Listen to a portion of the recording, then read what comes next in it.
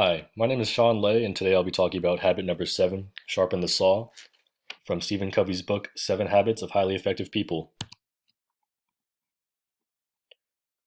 So, sharpen the saw. Stephen Covey begins to explain this habit with an analogy. A lumberjack is hard at work cutting wood when a man stops by and asks him, why doesn't he take a few minutes to take a break and sharpen his saw? He insists that his work will be more efficient and easier to do. The lumberjack responds by saying, I'm too busy sawing. The message of this analogy is that the greatest asset you have is you, so you should be investing in yourself. The metaphorical saw in the analogy are these 4 dimensions of renewal we see on the right. There's the physical dimension, the spiritual dimension, the mental dimension, and the social/emotional dimension. Covey says that we are the instruments of our own performance, and to be effective, we need to recognize the importance of taking time regularly to sharpen the saw in all 4 ways. So first we have the physical dimension. This is what usually comes to mind when you think of health.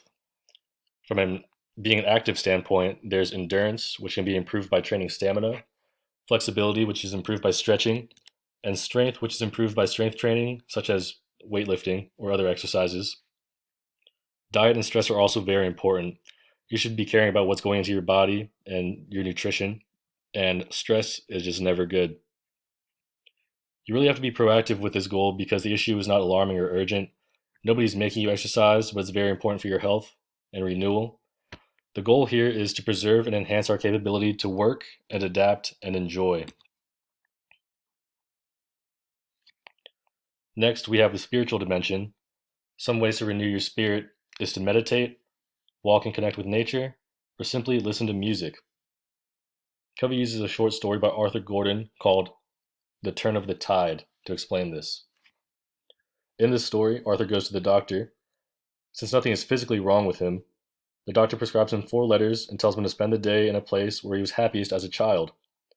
The first letter said to listen carefully. Looking around, he began to regain his sense of patience, respect, awareness, and sense of peace. Then he opened the letter that said, try reaching back. He started to reminisce about his childhood and remembered the joy he felt back then. The next letter said to examine your motives. After many attempts, he decided that there is happiness in helping others instead of only yourself. He opened the last letter, and it said to write his worries in the sand, which he had no problem doing. So even just taking one day is very important to invest time for your peace. This dimension is tied to habit 2 because you begin with the end goal of peace in your mind while doing these activities. And once you're at peace with yourself, that is a private victory, and public victories will soon follow.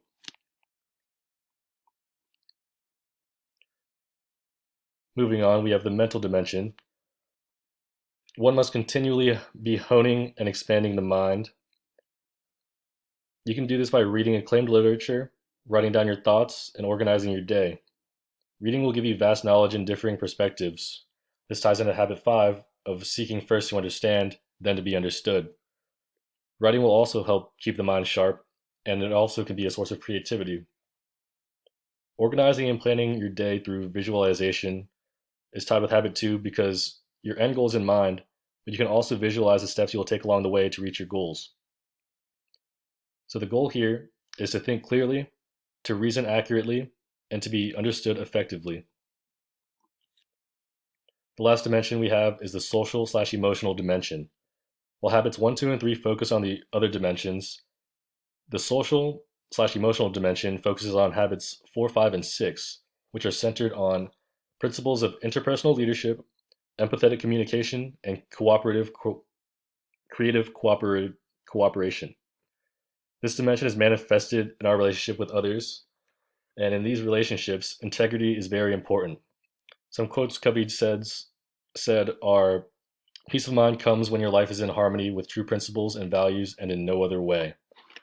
He also says, earn thy neighbor's love, and service is the rent we pay for the privilege of living on this earth.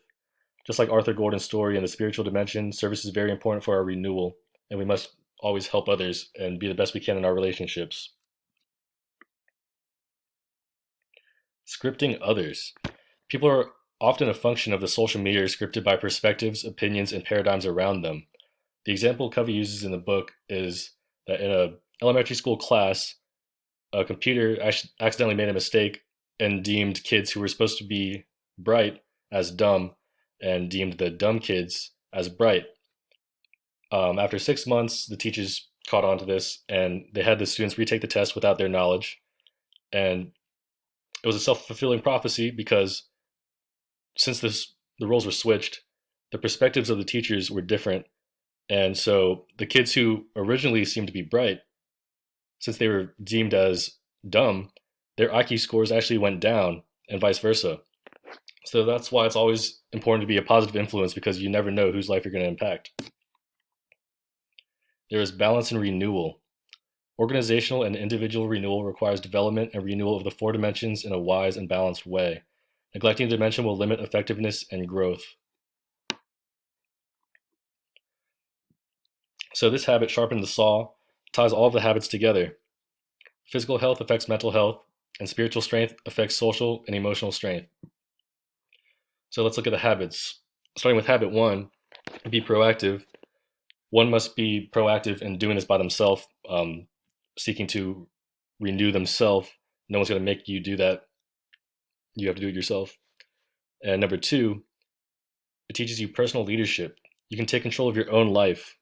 Begin with the end in mind. You are working towards your goals.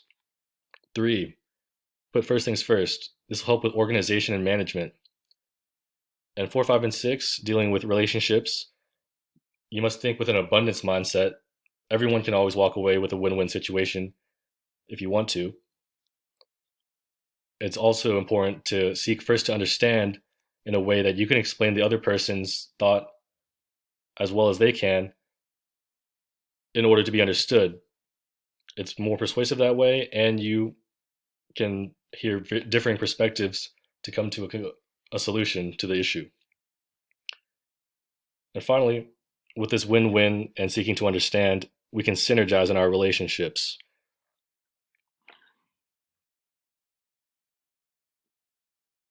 In our relationships, both with other people and ourselves. The upward spiral. Renewal empowers us to move on an upward spiral of continuous growth and improvement. So the world is always changing around us, and so are we. So it's upon ourselves to take our lives and take control of it and renew ourselves to be the best we can be to reach our goals. Covey says an increasingly educated conscience will propel us along the path of personal freedom, security, wisdom, and power. So if you want to try this habit, here are some things you can do. First, make a list of activities that will benefit your physical health and that you would enjoy doing over time. Make it a goal to complete one activity in the coming week. Check in on your goal and evaluate your performance. If you did not complete the goal, question why. Ask yourself, actually why? Don't make excuses. Next, make a list of renewing activities for the other dimensions. Choose one activity in each area and make it your goal for the week. Evaluate after the week. And finally, commit to writing down saw sharpening activities in each category every week and commit to them. Evaluate your results.